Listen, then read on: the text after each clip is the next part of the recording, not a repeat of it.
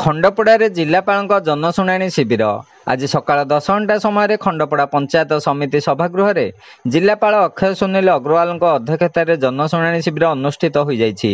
ଏହି ଶିବିରରେ ଜିଲ୍ଲାପାଳ ଶ୍ରୀ ଅଗ୍ରୱାଲ ଲୋକମାନଙ୍କର ବିଭିନ୍ନ ଅଭିଯୋଗ ଶୁଣିଥିଲେ। ଆଜି ସମୁଦାୟ 59 ଗୋଟି ଅଭିଯୋଗ ପଞ୍ଜୀକୃତ ହୋଇଥିଲା।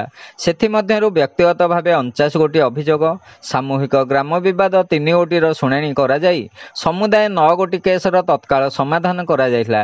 ସେହିପରି ମୁଖ୍ୟମନ୍ତ୍ରୀ ରିଲିଫ ଫଣ୍ଡ ପାଇଁ 7 ଗୋଟି ଅଭିଯୋଗ ଶୁଣାଣି କରାଯାଇଥିଲା।